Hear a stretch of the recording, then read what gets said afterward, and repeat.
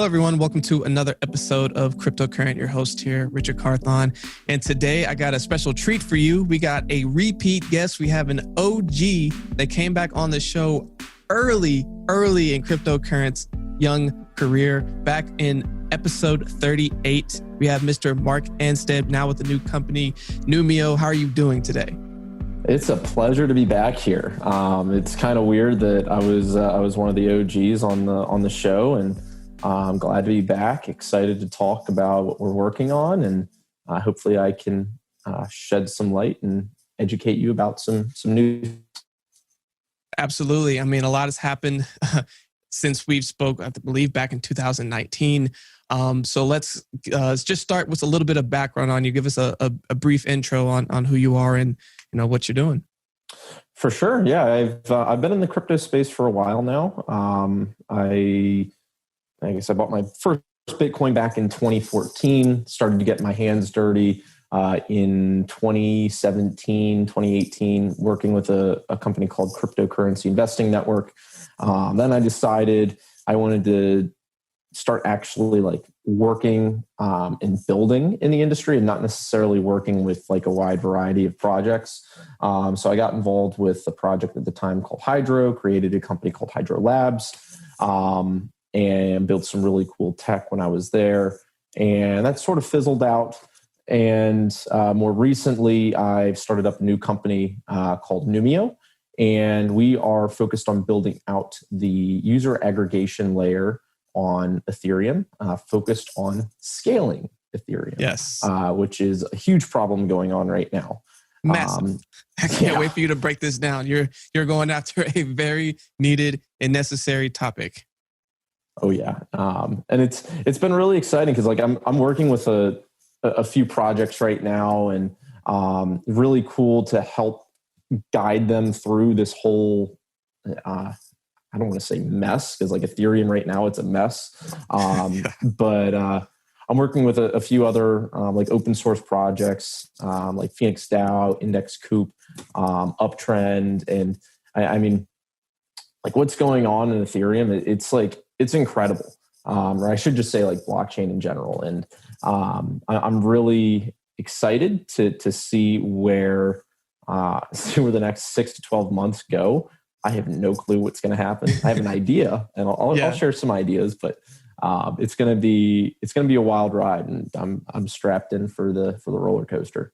100%, man. Well, excited to dive into that. So I want to address that you brought up the Uptrennd. So interestingly enough, Jeff Kurdikis, who helped set that up, we had him on the show way back when. It's cool to see Uptrennd continue to prosper, grow. Everyone listening, that's also one of the places that we actually publish to regularly. If you're not on there, definitely go check that out. But just wanted to drop that real quick since you brought it up. But going back to your earlier topic of Numio and the problem you are solving, scalability. So let's first, for the newbies out there, explain that issue, and then for everyone else who are very much aware of what's going on, explain how Numio is positioned to help solve that. Sure. So right now, Ethereum is going through a massive gas crisis. And when I refer to a gas crisis for you newbies, and you're like, what the heck does that mean? What's going on with Exxon? What's going on with all these gas companies? I'm not referring to gas that you put in your car. I'm referring to gas in the sense of fees that you have to pay to use a specific blockchain network. And with Ethereum, it is exorbitant right now. The prices to use the network are incredibly high. And these fees only increase as you are doing additional computation. So what I mean by that is when you're interacting with a smart contract, it requires additional computation cost. So that requires more of a gas fee. So let's just say sending a regular transaction, sending ETH, that's going to charge it's going to be about 21,000 gas. Sending an ERC20 token, it's about 50 to 60,000 gas. And then if we take into account for a Uniswap transaction, so making a trade, that just increases about to, I believe it's 200,000 gas. Correct me if I'm wrong. I don't remember what it is. It's a lot. It's too much. It's way too much. Yes. But the thing is about a year ago, making one of those trades was like pennies. It wasn't that expensive. It's just because the demand and the amount of people using the network wasn't so high. And Ethereum, as it stands, is only able to process about 15 transactions per second, which with the millions of people that are using it right now, it is not able to scale. And to put it just straight up, if it was never able to scale, if it never scales, Ethereum will die because it will just become too expensive. The beauty of it right now, though, is the decentralization of it. So it is the most powerful blockchain network in the world. It is arguably the most decentralized blockchain network in the world, specific to smart contract platforms. So it needs to scale. So there are a variety of ways that this can happen. You can say, all right, screw Ethereum. I'm just going to move to an entirely different blockchain, which is what some people have done. They've moved to like Binance Smart Chain. They've moved to like Near, Polkadot, or just a variety of different types of side chains. But a lot of people, when they're looking at this, they're like, I don't want to do that. I want to stay on Ethereum because Ethereum is the most secure blockchain in the world. So we need to scale Ethereum. And that is what Numio is helping to do. We launched the first mobile application on Google Play that supports a technology called zkRollups. A zkRollup allows you to scale the Ethereum network without sacrificing any security of the Ethereum network because you have something called on-chain data availability. So all these transactions that are processing on this network, it's called like a layer 2 network. All these transactions, they are still secured by the Ethereum network. So if I'm sending a transaction on layer 2, which costs 650 gas right now, like if Gwei is 100 and Ethereum is $1,000, you're going to be looking at a transaction costing about 6.5 cents, which is dirt cheap. And you have all the security of the Ethereum main network when you're conducting that transaction. Right. And this will allow you to essentially take all of the things that are going on with Ethereum specific to DeFi and scale those in an efficient manner. So pretty much taking everything that you're doing on the Ethereum main network and moving it into a scaled environment, like a zkRollup, the solution like that Numio is using. And you have all the security benefits. You have 2,000 transactions per second. And your gas costs are going to be about 1/100th of that of the Ethereum mainnet, which is, I mean, I'm not gonna lie, it's awesome. It's amazing. No, you're selling the dream right now. Like, I need this yesterday. Like, I mean, for everyone listening, especially the newbies, and I know you're speaking and then Gui earlier and with the stats. So, for example, I tried to convert one coin out of ETH into another one using Uniswap, and the gas fee was $76. It cost me $76 to make, whether it's a $10 transaction or a $100 transaction. I was basically gonna have to say, okay, how bad do I really want it? And unfortunately, for most people, that is not a cost analysis. It's not worth it. I mean, even if you're spending a lot of money, it's like, are you kidding me? Like, imagine if you went to the bank and you said, hey, bank, I want to go from the US dollar to the euro because I'm about to go overseas. And they're like, all right, bet. It's going to cost you $75 to do that. You're going to be like, you're looking at them sideways. You're like, are you kidding me? Like, what? But unfortunately, that's where we are. And so what it looks like Numio is solving that issue, especially with scalability. I mean, that's amazing that it was only meant to do about 15 transactions a second. That, first of all, that's hilarious to me because I know there has to be like literally millions going on all the time. And it looks like your protocol is basically able to go and help set that up. So, I mean, this sounds amazing. Where are you at on your roadmap, and like how soon would someone be able to go and use Numio to like instead of me paying these outrageous gas fees to start paying pennies? Sure. So right now, we have been live on layer 2 for about 2 months now. We have been, I don't want to say we've been a little quiet over the last couple months, but we've been very heads down, getting focused for some very exciting things to come within the app and what we're able to do on layer 2.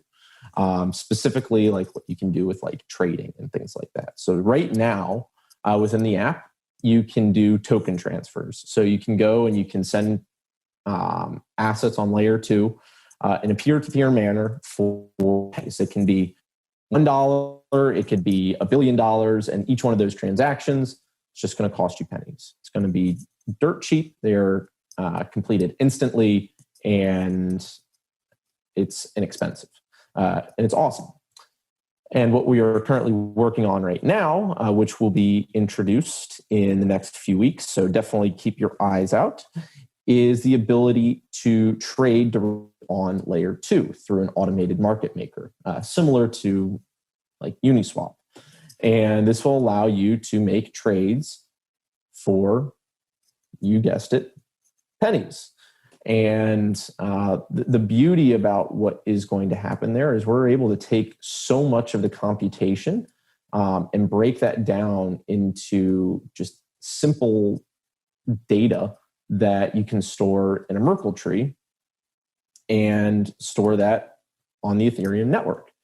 Because the way that you're doing a transaction currently on the Ethereum main network is, I don't want to say there's a lot of fat involved with each one of those transactions, but there's a lot of fat that you're spending in terms of a transaction fee. And that gets significantly minimized on layer 2. I believe the last time I checked, when you're doing like a DeFi interaction, typically those costs are going down by like 1/1000th. Wow. I believe that's the number. I might be wrong. It's somewhere between that and 1/100th. But it's going to be dropping a lot, and it's going to be awesome. And that will be coming in the next few weeks. And once that's live, it's gonna realistically be off to the races. Because right now, like we're the only mobile application that is running on zk Sync, this implementation of a zkRollup. So we have a really awesome advantage right now. Like when you're looking at this in like the competitive market, to really take a big market share over like what's going on in the Ethereum ecosystem. Oh, absolutely. So oh my gosh. Like, sorry to interject, but like the amount of people that would flock to this in a heartbeat to say like, oh, instead of spending hundreds of dollars in gas, I can spend pennies or even dollars. Like you're telling me I can do all of this for under $5, people would freak out. It's like, yes. Oh my gosh. That sounds like, that's amazing. Yeah, so we're working towards that right now. We're in full steam ahead mode right now, and working towards that. So it's going to be the next couple months. They're going to be pretty hectic, and I'm very excited about it. So that's something that you can definitely look forward to in the near future. I would say over the next few months, something that's going to be introduced is pretty much creating our app into a fully functional financial product. Because what's going to occur with this layer 2 solution is it's going to have something called EVM compatibility. If you don't know what that means, EVM stands for the Ethereum Virtual Machine. This allows you to process, for example, smart contracts and different types of data on the Ethereum network.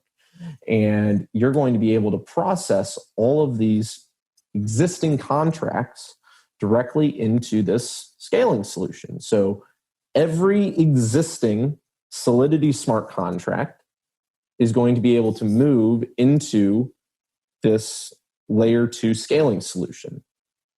So everything that you do on Ethereum, whether it's like Aave, Compound, Uniswap, SushiSwap, all these solutions, they're going to be able to be ported directly onto layer 2.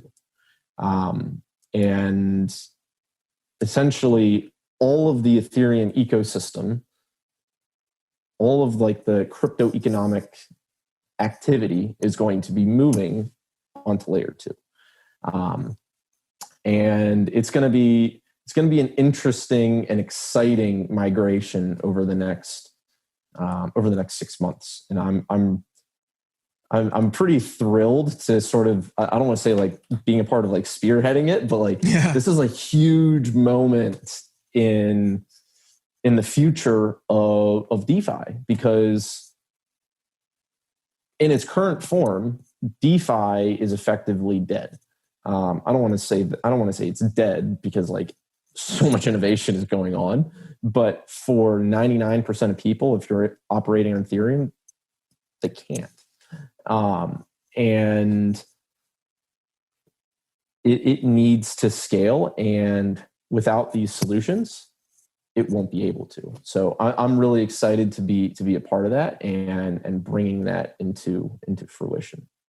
No doubt. I mean, that's incredible. We're hearing a lot of good things from multiple speakers about layer 2 and how significant that is. And it's interesting that you bring up like this moment in crypto history, just to show where everything's headed. And there's always references back to like the internet, right? Of like where we are.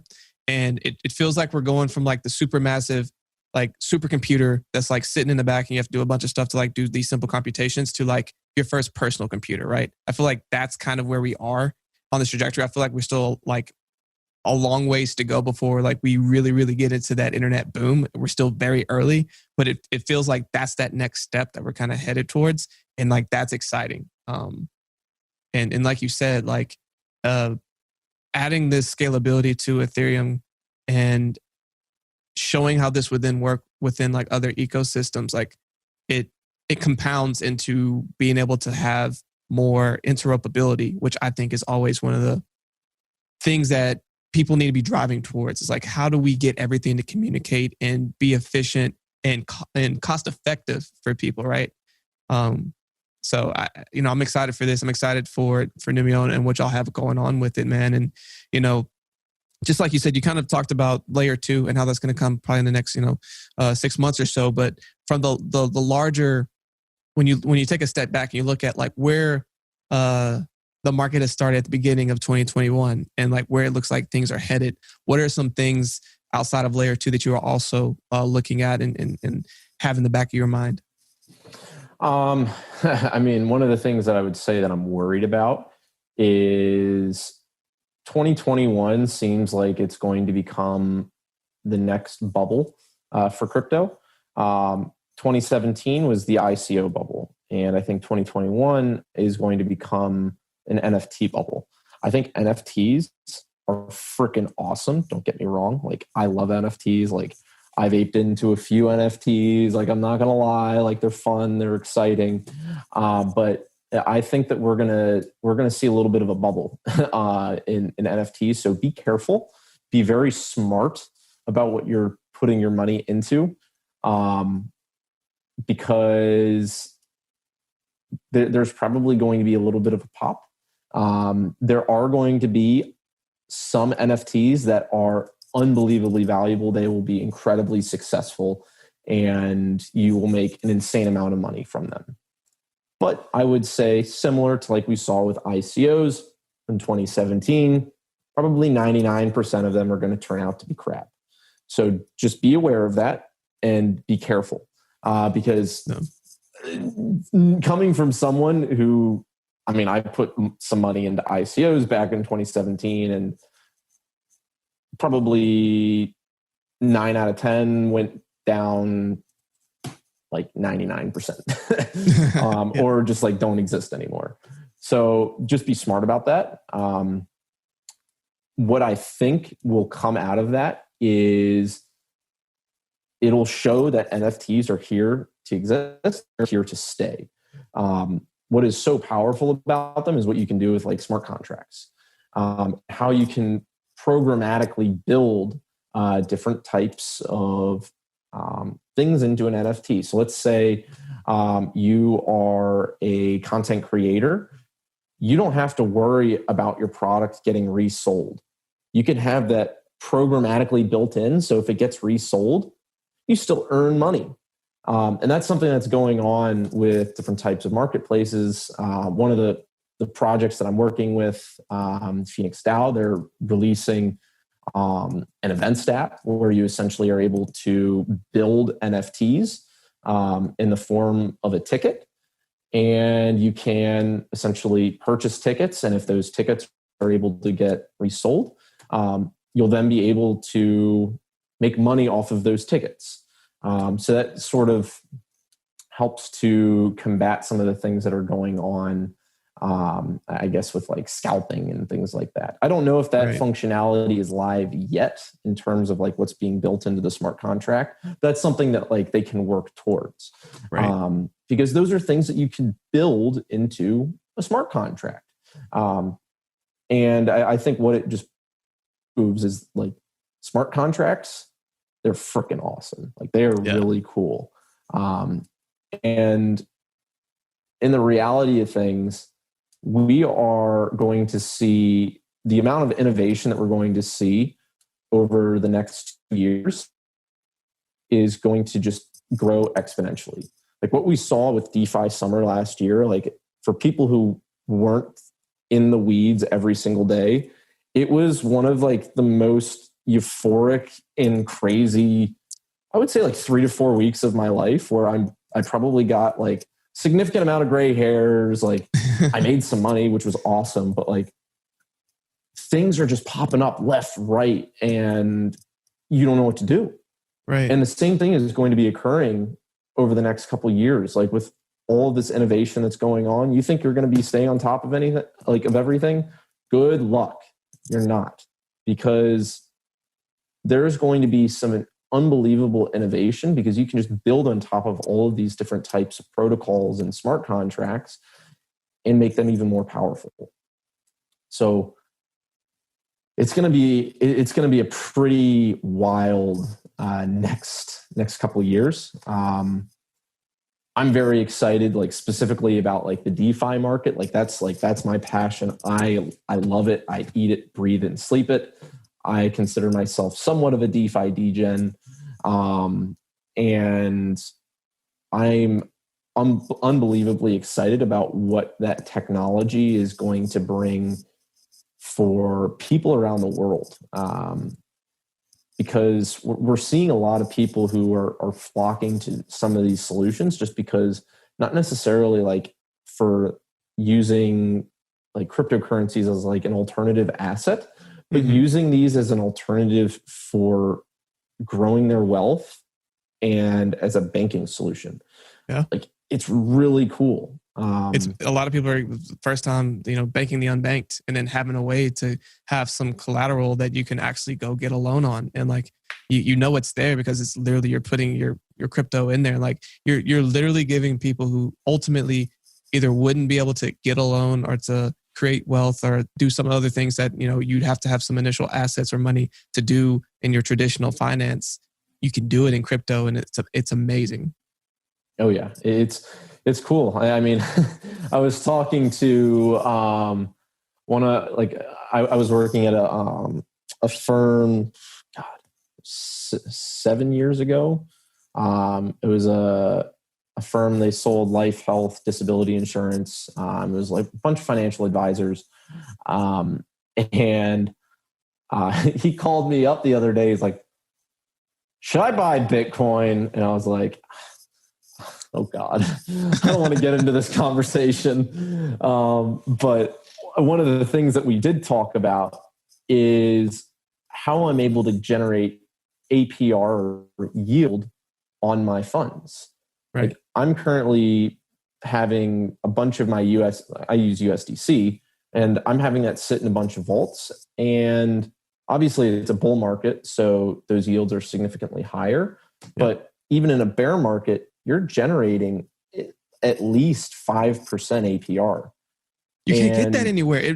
Man, I'm sorry. I'm sorry to interject. I always get excited about this. And I tell people all the time, like, there's no reason you shouldn't be in crypto because, like, if you have money that's just sitting in a bank account making you 0.01%, doing nothing for you, take that same money, put in USDC, and let it yield 5 to potentially 8-9%. every year, and you're going to get way more money literally just letting your money sit, like just working smarter. Sorry to interject, but like, I am so passionate about that, because like people are sleeping on this APY opportunities, this yield opportunity to literally just let your money sit and make money for you. Or even the fact you put money in like some of these staking opportunities where your money is literally making you more money as well. Like, yes, it could go up and down with the market. It's truly free money. And it's like, I'm obviously passionate about this. So I'm just like, you can work so much smarter with your money without having to work harder, just understanding that the opportunity is there and then acting on it. Well, I would say that there are a few hurdles for it. One of which is education, which is like a big thing.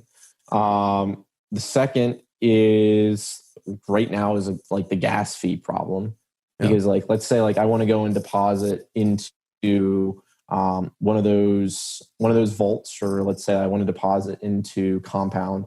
Like that's like a $100 fee, and people are like, oh, screw that, I don't have to do that. So realistically, or right now, unless you're putting in like a ton of money, it's not going to work too well. But obviously, like that's why like Ethereum is scaling and or working towards that. And the other thing that, like, for me, when I'm explaining this to people, that like I would feel bad if I didn't, is having to say, by the way, there is a risk when you're putting your funds into the smart contract, because, well, it's a smart contract. And if there is a vulnerability in that smart contract, all of your funds could potentially be stolen, because that is a risk when you're dealing with any type of smart contract. Usually, like when I say that, people say like, oh, what? Like, I don't want to do that. But obviously, like if they're still interested, and generally like many of them are, I say, well, okay, what you want to do is you want to look for some of these smart contracts and protocols that have at least like $1 billion in total value locked. Because what that means is all these hackers and coders around the world, they've been poking around into these smart contracts since their inception, trying to find bugs and figure out how to break into them and essentially steal that money. And for some of these major smart contracts, well, they haven't. Or if they did, they found them very early on and they were exploited and fixed. And the fact that, like, let's say, for example, like Uniswap has, I don't know what, like $10 billion in total value locked now, or like something insane. Yeah. And in a year, it's probably going to be like 50 to 100 billion. And like the reality of things is most likely there is no bug in there and that your funds aren't going to get stolen. And I think that's like something that a lot of people just have to sort of realize. Because when you say like, oh, like I'm like during like DeFi summer, it was like, oh, I was farming a project and I was getting 10,000 APR or 10,000% APR. People are like, what the hell is that? I was like, I don't know. I was farming some random food coin, and then you get rugged. Or like the smart contract has a bug, and then you lose all your money. But those are situations where it's just a very early stage project. Right. Or you know what you're signing up for. And like, and what you're describing, it's like you're a more advanced crypto persona. No, it's probably going to have a better understanding of the risk it is to like go and do that. But for your everyday person that's just trying to get in your front door is like Coinbase or something like that. And you can literally just put it there, let it sit. If something happens to Coinbase, they're FDIC insured. So like, you know, you're good for at least 250. Like, Not with Coinbase, unless only if it's USD. Oh, USD? Yeah. Only if it's USD. If you're holding your Bitcoin, Ether, anything in there, that's not insured. That's not insured. Like if you're holding USD in there, yeah, that's insured. But if you're holding crypto in Coinbase or Gemini or any of those institutions, if that gets stolen, it's gone. Because the reason like they'll insure like USD is because, well, the Fed, they can just kind of like, they can go and print that. But if it's like Bitcoin, Ether, if that gets stolen, you can't really do anything about that. And that's why like there's insurance products like Nexus Mutual, Cover, things like that can help to potentially insure some people's funds that are even being held on centralized products. No, that's good. I mean, that's definitely something that everyone listening, good to know. Even for myself, good educational moment right there. But that's another good reason why you want cold storage and having other ways to protect your money as much as you can. But another thing, Mark, that I definitely wanted to bring up and ask you on is, you've been in this space for a long time now, and you're constantly learning things. With all the knowledge that you've been able to gain over the last several years, if you go back to the very beginning when you were first starting this journey, with all the knowledge you have today, what would you tell yourself? I would say do more, I guess, read more about projects and write about them. Because one of the things that I've found is like I've been writing a lot of content recently, and when you write about something and you're putting it onto paper, or obviously like if you're typing it, you begin to get a much better understanding of what the heck's actually going on. Unless you're like just kind of like freeballing it. But like when I'm writing something, I want to make sure everything that I'm saying is factually correct. And when I'm reading through something and I have to go back and I have to write about it, and it's something like fairly educational, it can be kind of difficult. And I've definitely made some mistakes and have understood things in the wrong way over the last few years, which is expected. And like I would just say, like to write more about like what I'm trying to learn about, and it's beneficial for myself, and more importantly, it's helping other people to learn, because like the reason that I'm here is and like working in this space is because I'm passionate about it, and because I want to help build and bring financial tools to more people.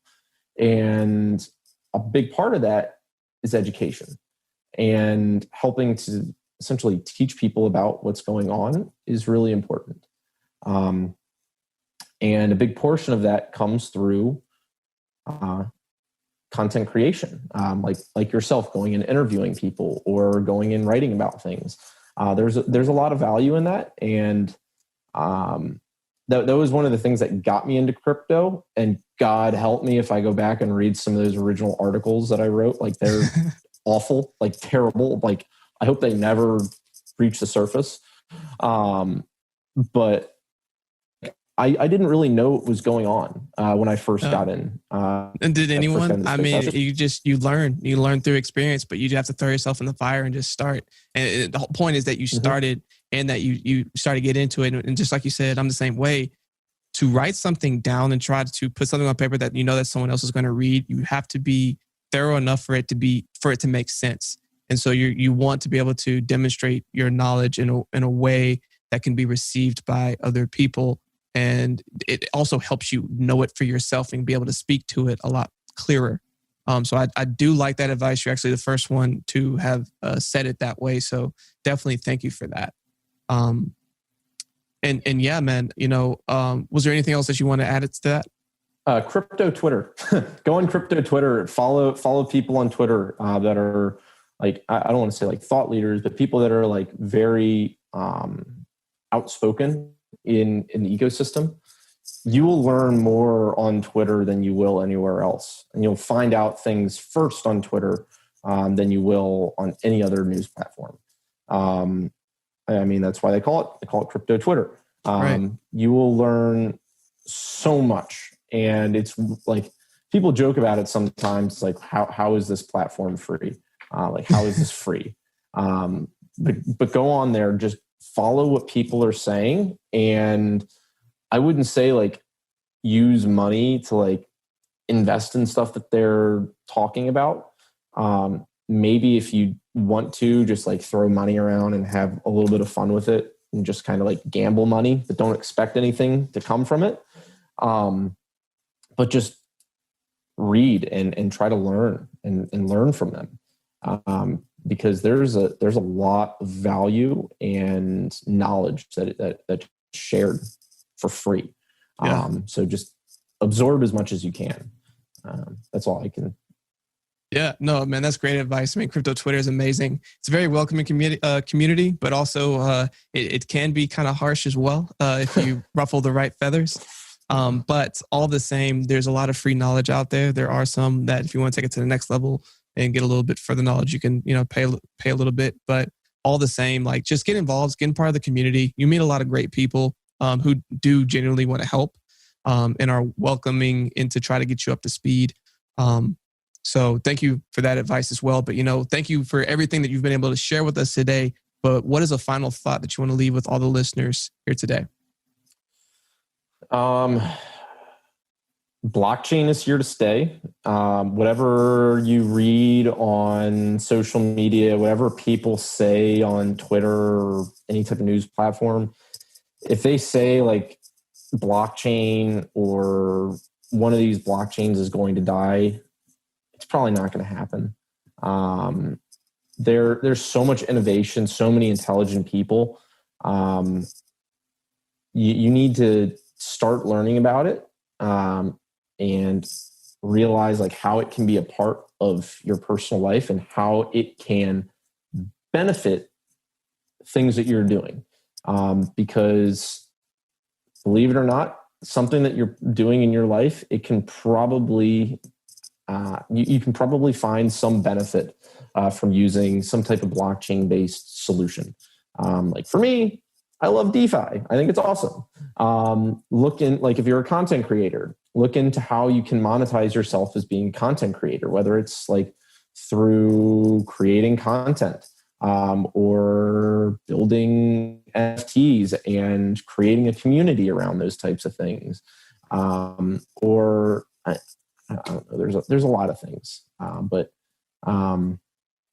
it's an awesome industry, and it's definitely here to stay. And I'm happy to be one of the early. I don't know if you can call me an innovator, but one of the early sort of nerds. Yeah, no, I would definitely say innovator. Just like you said, you're innovating right now, and you're helping layer 2 and helping to grow the Ethereum ecosystem and scalability and gas fees. Oh my gosh, Numio. Looking forward to seeing what it does. Definitely going to go check this out. Everyone listening, definitely go check it out. What are some ways that people can connect with you and learn more about Numio? Follow us on Twitter. Our handle is GetNumio, GetNumio, GetNumio. You can follow us on Facebook. Just search Numio. We are on Telegram as well. We have a channel. Just search for Numio, and we have a Telegram channel there. If you want to follow me on Twitter, my handle is _shark_7, the shark 7. And if you want, download our app. If you want to, reach out to me. Like say that you listen to me speaking on cryptocurrent, and I downloaded the Numio app, and say hello. And you know what? I'll send you some crypto on the app and let you test drive it and have some fun. We are on Android right now. We will soon be on iOS. Thankfully, I'm an iOS born and raised, and I've been using this clunky piece of crap. So I'm looking forward to getting back to my iOS. Yeah, if you do have an Android, download it and let us know what you think. Feel free to rip it apart, give us some feedback, and most importantly, I'll send you over some crypto and have some fun with the app. So yeah. Awesome. Well, thank you so much for that, Mark. Everyone listening, make sure you go check it out and hit them up so you get some free crypto. And of course, for everyone listening, stay cryptocurrent. Tantra Labs, where you can earn 12% in Bitcoin and Ethereum yearly. Tantra Labs is a team of researchers, engineers, and data scientists, economists, and optimists whose primary focus is in Bitcoin, which they believe will usher in a more prosperous future built on sound money. They offer real-time loan tracking, fast automated onboarding, 100% payment history, and multi-sig storage. And again, you will get 12% APY on the crypto that you loan. Tantra Labs is taking on international clients as well as clients in the US, except for the state of New York. For more information, please go to tantralabs.io.